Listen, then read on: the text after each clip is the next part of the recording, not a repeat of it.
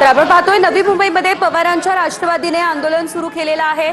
जनविरोधी धोरणांविरोधात आता हे आंदोलन सुरू करण्यात आलेलं आहे। अनेक महत्त्वाचे नेते या आंदोलनामध्ये सहभागी झालेले आहेत। यामध्ये एकंदरीत आपण जर बघितलं तर सुप्रिया सुळे असतील, रोहित पवार असतील, जितेंद्र आव्हाड या आंदोलनामध्ये सहभागी झालेले आहेत।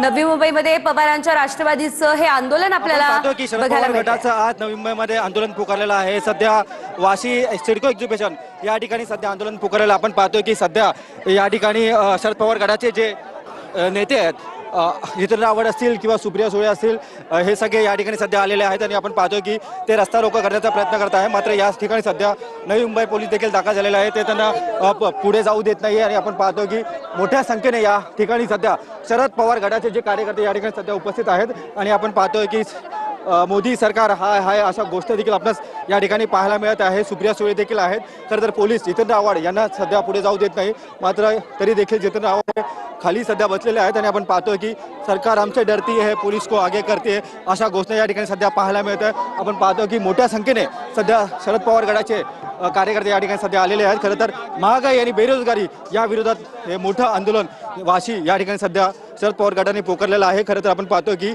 मोठ्या संख्येने या ठिकाणी पदाधिकारी आहेत आणि आपण पाहतोय की या ठिकाणी पोलिसांचा देखील मोठा बंदोबस्त आहे। पोलीस त्यांना बॅरिकेडेड लावून ह्यांना सगळ्यांना अडवत आहे, तुम्ही पुढे जाऊ शकत नाही, त्यांना विनंती देखील केलेली आहे। आपण पाहतोय की या ठिकाणी सध्या शरद पवार गटाचे जे पदाधिकारी मोठ्या संख्येने उपस्थित आहे आणि जे मुख्य नेते ते सध्या खाली बसलेले आहेत। खरं तर ऊन देखील तडका मोठा असला तरी देखील आपण पाहतोय की या ठिकाणी मोठ्या संख्येने कार्यकर्ते या ठिकाणी आलेले आहेत आणि आपण दृश्यामध्ये देखील पाहतोय की सिलेंडर देखील या ठिकाणी आणलेला आहे आणि आपण पाहतोय की सरकार आमचे डरती है, पुलिस को आगे करती अशा गोष्टी